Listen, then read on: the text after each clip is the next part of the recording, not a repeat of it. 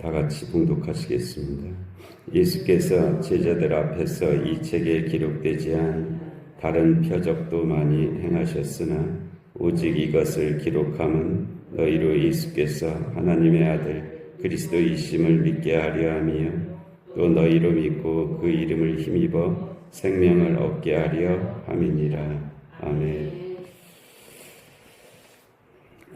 요한복음이 사실은 이제 31절로 이제 맞춰지는 듯한 그런 표현이잖아요. 이 요한복음이 기록한 목적이 이와 같다. 21장은 마치 에필로그와 같이 이제 거기에 계속 이어진 그런 말씀인데, 마가복음도 16장 8절 거기에서 이제 일단 맞춰진 것 같은 그런 표현으로 되어 있거든요. 마가복음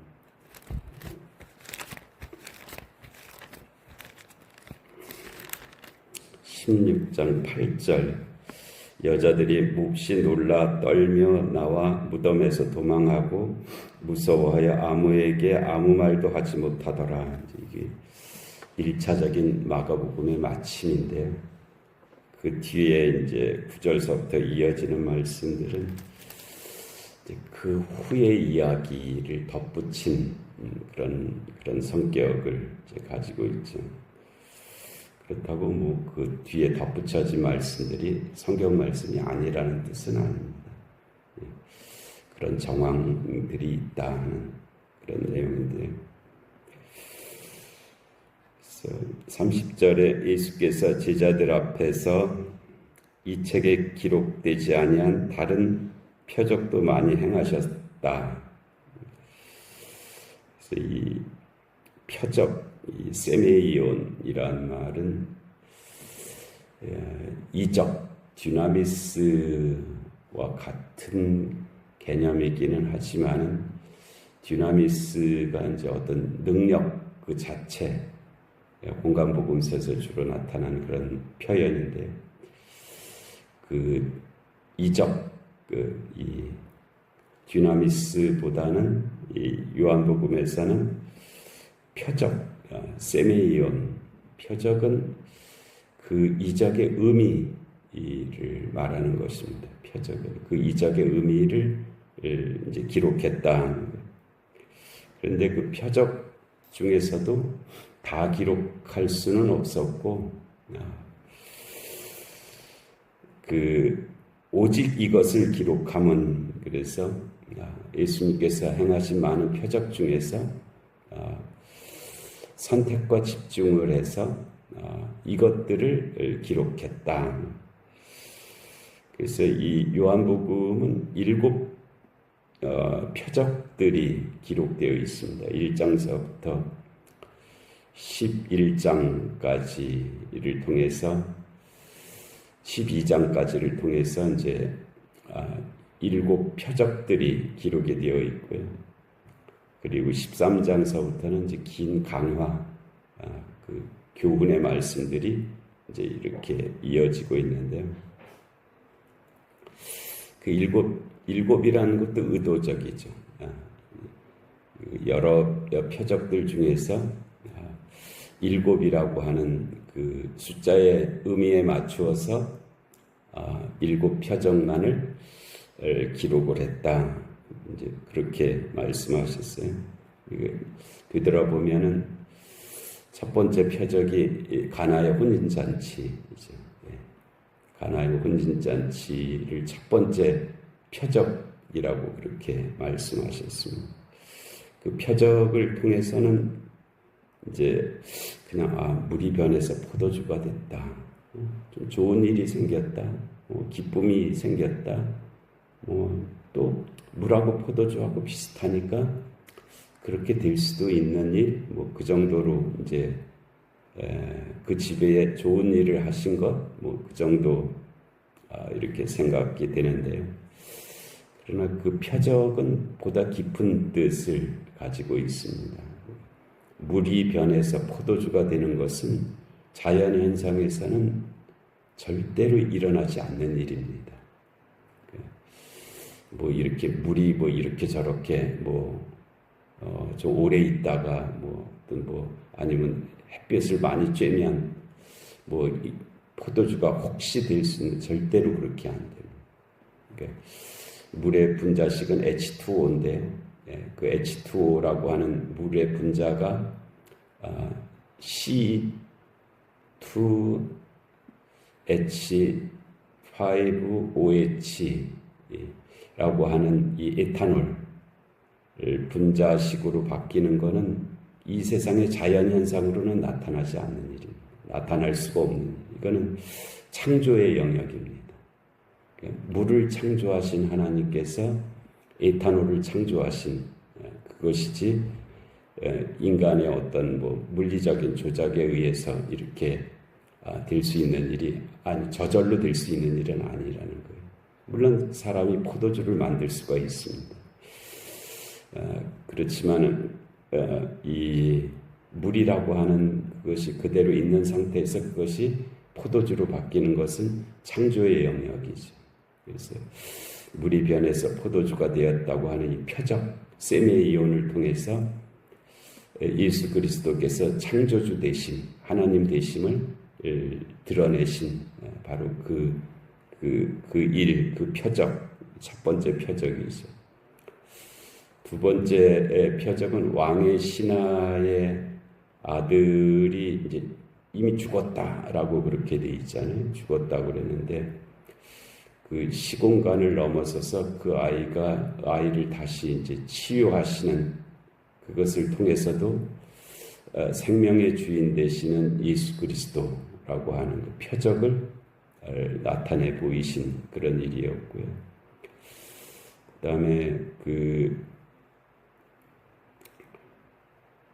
38년 된 병자를 베데스다 연못 행각에서 38년 된 병자를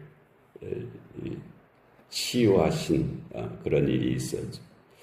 38년 된 병자는 그냥 그가 원했던 것은 연못에 물이 동할 때 자기를 도와줄 사람을 원하고 있는 정도였습니다.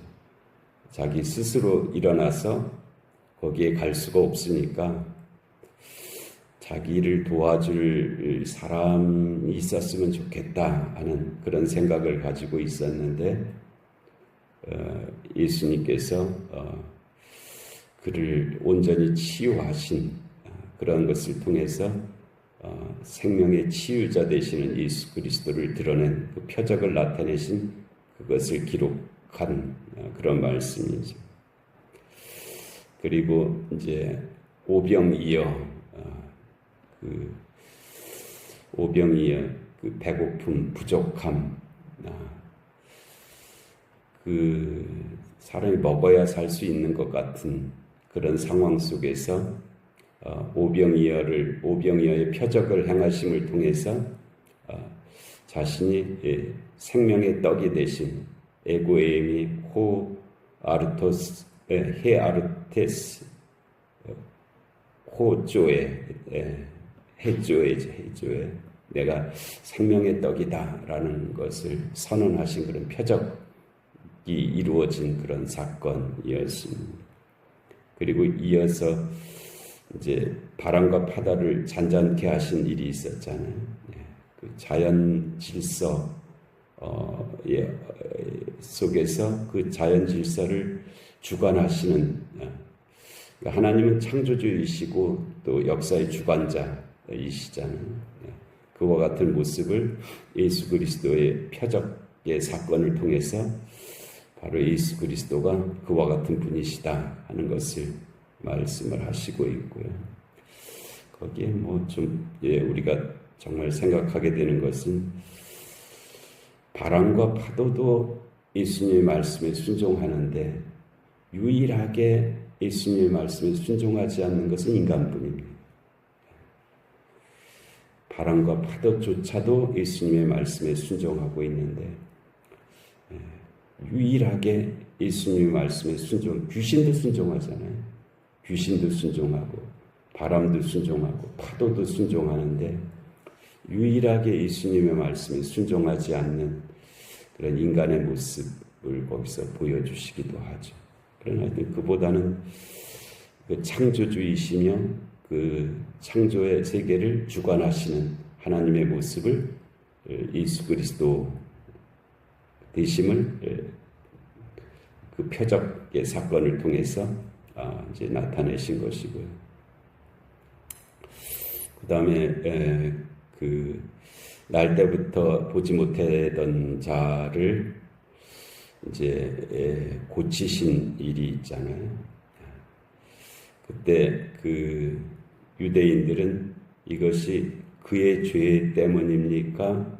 그의 부모의 죄 때문입니까? 라고 그렇게 여기고 있었죠. 근데 예수님께서 그의 죄도 아니고 그의 부모의 죄도 아니고 그를 통해서 하나님의 영광을 나타내시고자 합니다. 라고 그렇게 말씀하셨어요. 그렇다고 그 말씀이 그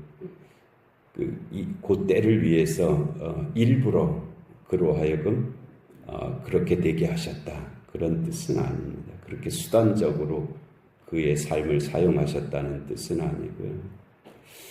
그 사건은 그 세메이온, 그 표적을 통해서 죄라고 하는 그 생각 속에서 하나님의 영광을 드러내신 그런 사건이죠. 누구나가 다 죄라고 여겼던 죄라고 여겼던 일을 통해서 오히려 하나님의 영광을 드러내신 그것이 이제 그 표적 세메이온에 관한 말씀이고요. 11장, 12장에 거쳐서 나사로를 다시 살리신 일이 있잖아요. 죽은 나사로를 다시 살리신 일을 통해서 부활이요 생명, 에고에이미 해 아나스타시스 해 조에 나는 부활이요 생명이다 라고 말씀하신 그것을 드러낸 사건, 그것이 이제 세메이온 표적이죠. 그래서 요한은 그 7 표적 세메이온을 통해서 예수 그리스도가 누구신지 이를 이제 말씀하고자 한 것이죠. 그것을 드러내고자.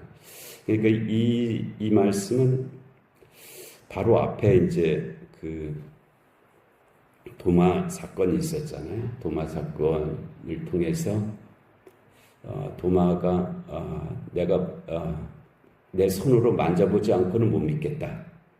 내가 보지 않고는 못 믿겠다. 뭐 이렇게 한 그 말과 이어지는 말씀이기도 하죠. 이 도마는 만져보면 보고 또는 보고야 믿겠다라고 이렇게 이제 한 것인데 보지 못하고 믿는 자가 복되다 하신 그 말씀을 통해서 막연히 보지 못하고 믿는 것이 아니라 이 기록된 말씀을 통해서 믿는 자가 복되다. 이제 그렇게 말씀하신 거예요. 도마에게는 그의 손이 그의 믿음을 가져다 준, 그의 눈이 그의 믿음을 가져다 준 그것이 되었지만은 누구나가 다 그렇게 될 수 있는 건 아니잖아요. 그 이후에 예수님이 부활 승천하신 이후에 믿음 생활을 해야 된 우리들에게 그 만져보고 또는 보고 믿는 그런 것이 아니라 기록된 말씀을 통해서 믿을 수 있게 하신 그것이 바로 표적 세메이온이고, 그래서 그렇게 믿을 수 있도록 우선 7 표적을 기록했다라고 그렇게 말씀하신 거예요. 그래서 오직 이것을 기록하면 이것이 이제 거기에 해당하는 것이고요. 그리고 너희로 그 기록함의 목적, 왜 그 요한복음을 기록했느냐? 너희로 예수께서 하나님의 아들 그리스도이심을 믿게 하려 함이요. 이게 이제 믿음을 주시기 위해서다 하는 것이고요. 또 하나는 또 너희로 믿고 그 이름을 힘입어 생명을 얻게 하려 함이라. 이 두 가지, 믿음과 생명을 주시기 위해서 이 말씀을 기록했다. 거꾸로 하면은 우리가 기록된 말씀을 통해서 믿음을 얻게 되고 기록된 말씀을 통해서 생명을 얻게 된다 하는 그 말씀입니다. 여기서 이제 조금만 더 들어가면은 너희로 믿고 그 이름을 힘입어. 여기서 믿고라는 말이 이제 두 가지 층위를 가지고 있는데요. 요한복음의 수신자가 누구냐 하는 관점에서 현재 믿고 있지만 그 믿음을 계속 이어나갈 수 있도록 하게 하기 위해서 그런 의미가 있어요. 그게 이제 사본의 문제인데 하여튼 그런 고난 중에 있는 이들을 위한 그런 의미의 표현이고요. 또 하나는 그 너희로 믿고의 너희가 그러니까 앞에 있는 너희는 이미 믿은 자예요. 그런데 고난 중에 있기 때문에 그 믿음을 지켜나가기가 힘든 거예요.